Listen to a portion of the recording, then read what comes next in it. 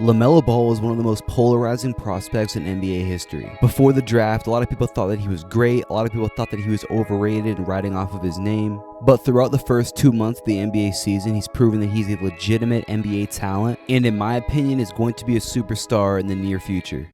Let's get into it.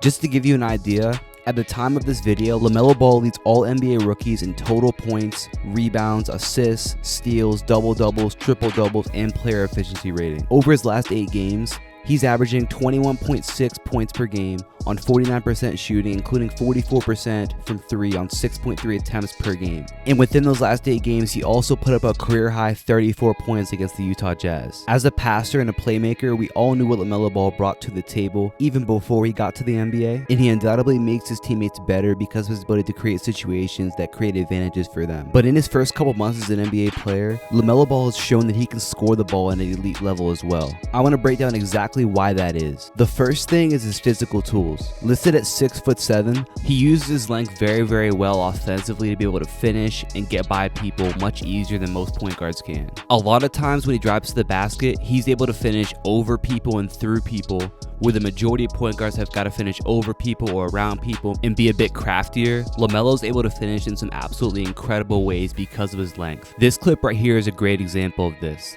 LaMelo comes off of his ball screen and holds his defender quickly, then he jumps from the free throw line off of 2 feet and lays the ball up.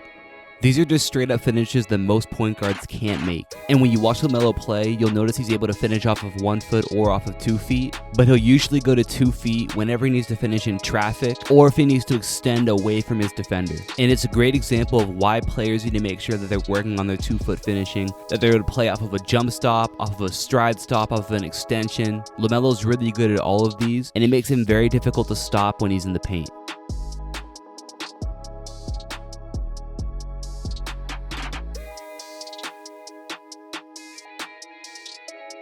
Additionally, he provides matchup problems because of his size. He's able to bully smaller guards,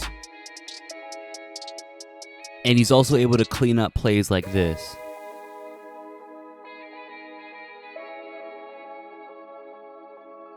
And not only is he a high-level finisher, but he's very good at getting himself to the paint. And this is because of his elite ability to change pace. Because of his length, if he's able to create even a step on his defender, typically he's going to be able to beat them and get downhill. In this clip that we looked at, where we focus on the finish, the entire reason he gets to the paint is because of his brief change of pace coming off of this screen. When he gets past this screen, he slows himself down as if he was going to shoot the basketball, which causes Connaughton to rush out at him, creating an out-of-control closeout for LaMelo to attack and therefore get downhill and finish.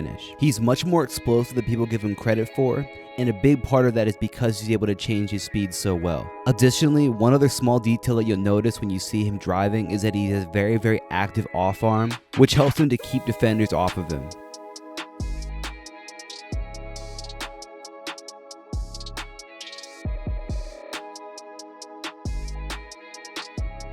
In this clip right here, we see the speed change, and then we see the active off-arm swipe, which allows him to get all the way to the basket for the finish. And a lot of times where players go wrong with the off-arm swipe is that they're too soft with it.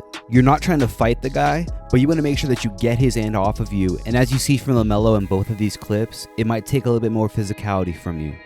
And because of his length and athleticism, all he needs is 1 step on his defender and he has them beat. That 1 step he gets on his defender, plus the off-arm swipe, mean that it's almost impossible for that guy to get back in front of him, and he's able to get downhill and either score or create for his teammates. Charlotte loves to set ghost screens for LaMelo to be able to get his defender to give him an angle to attack. As you see in this clip, Miles Bridges comes up and set a ball screen for LaMelo, but instead of actually trying to make contact with LaMelo's defender, Bridges clears out before that even can happen. Then LaMelo slows down and let that big recover back to Bridges.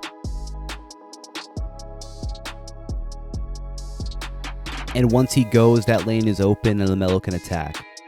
LaMelo is already very capable of scoring at all 3 levels, and one of the most interesting parts of his game is his ability to hit a floater from the mid-range. He constantly opts to go for that mid-range floater instead of your normal mid-range pull-up. This is one of the most difficult shots in the game of basketball to hit, and the fact that LaMelo can hit the shot consistently goes to show his already very advanced skill level.